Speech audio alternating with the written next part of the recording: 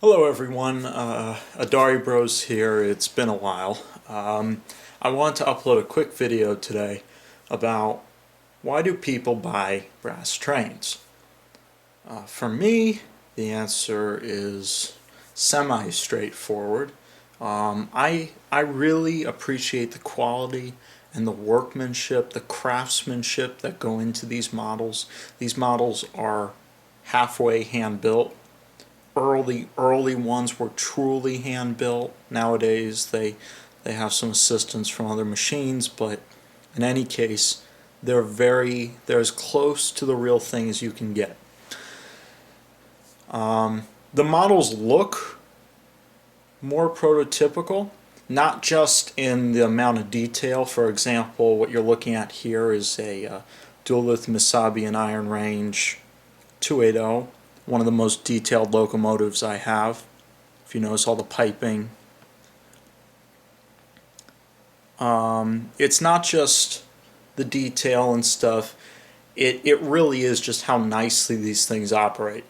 The models shown here, the two shown so far, are actually the Southern Pacific 3000 is close to, it was made in 1976, so it would be 30 years old,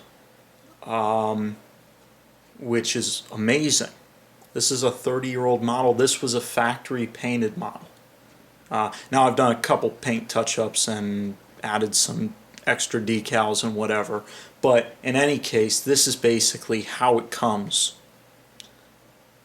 This model is no more expensive than a nice Broadway Limited locomotive. I bought this for $245. Of course, that doesn't include DCC and sound. It can be added. But you know what? The main thing is you're getting this beautiful locomotive, and it operates as smoothly as many of my Broadway Limiteds. The other one, the Duluth Missabe and Iron Range 280, is a little more expensive. It's also a lot newer. It was made in 2002, and that will beat, in operation, it will beat any locomotive on the market today. It is the smoothest running engine I've ever owned, and I've owned a lot over the years. It's also just spectacular. The detail level is impeccable. Brass, for me, a long time ago I would never touch a brass engine except for the Broadway Limited hybrids like the i5 you can see in the background. I would never buy a brass engine until actually somebody gave me one. And right then and there I haven't really bought a lot of plastic since. I have, but I haven't really bought as much. You guys used to see me do reviews of Broadway Limited locomotives all the time. There's multiple reasons why I haven't in a long time, but one of the big ones is because I'm buying brass trains. These things are a work of art. They truly are. And another reason you buy them is these models aren't available in plastic. The 3000 will probably never be made in plastic.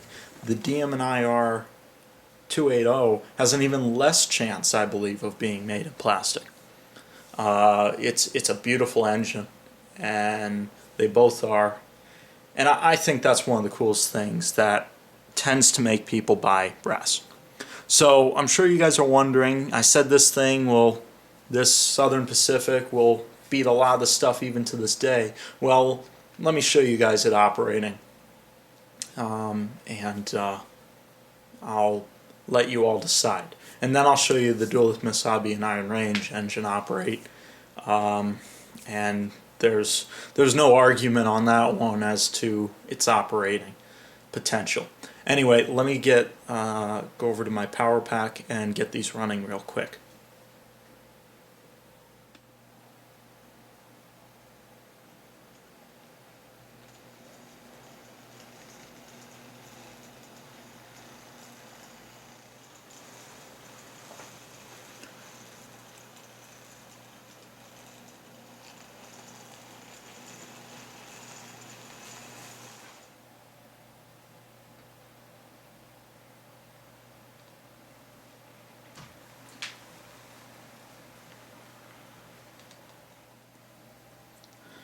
this engine in itself represents brass trains. It really does.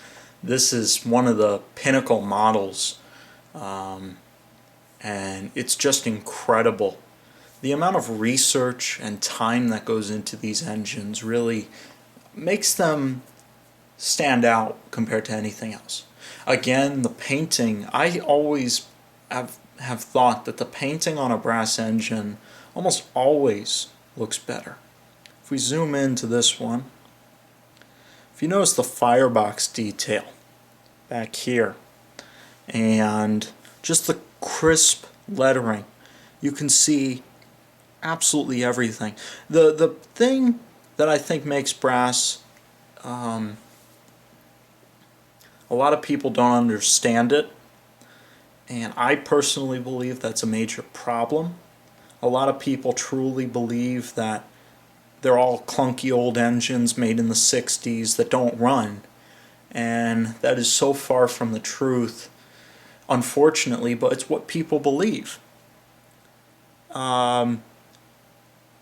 Modern brass, and brass even from the 70s on, is impeccable. Again, that Southern Pacific engine number 3000 was made in 1976 and is a spectacular runner. This was made in 2002, and as you guys saw, is easily probably one of the best runners I know of, and I've had models from every company there is.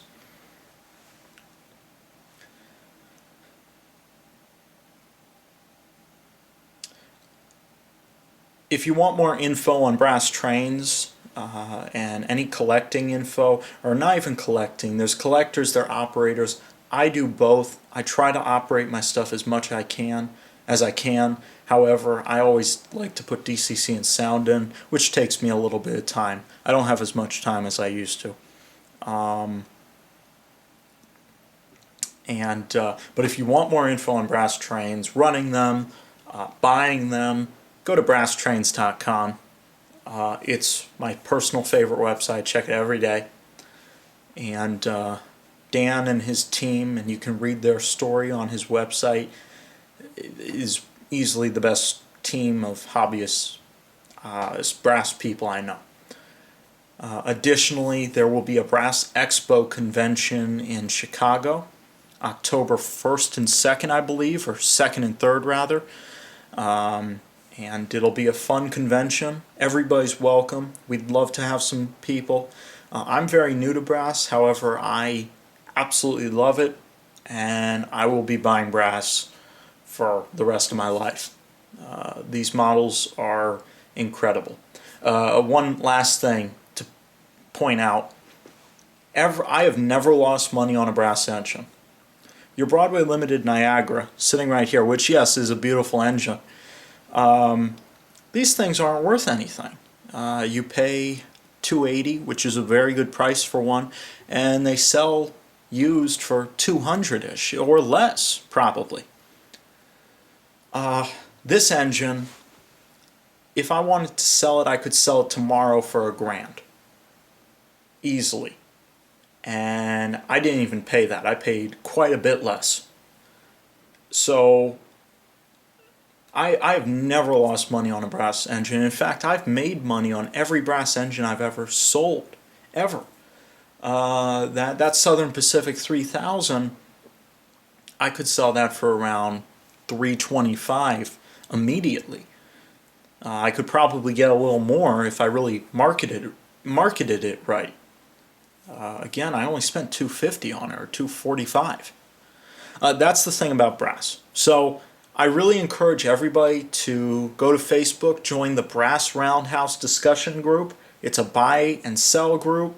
Additionally, go to Dan Glacier's website, BrassTrains.com, and do not hesitate to send me a message. I'm happy to help. I hope some people start buying a couple brass pieces, and I'd be happy to show you some more brass and do some reviews on brass engines if you all would like. Thanks a lot, and I hope to do a video soon. However, I'm very busy with a lot of life things, and I might not be back at this till summer. But anyway, I hope you all enjoyed, and yeah, please like, subscribe, comment, favorite, and I'll catch you guys later.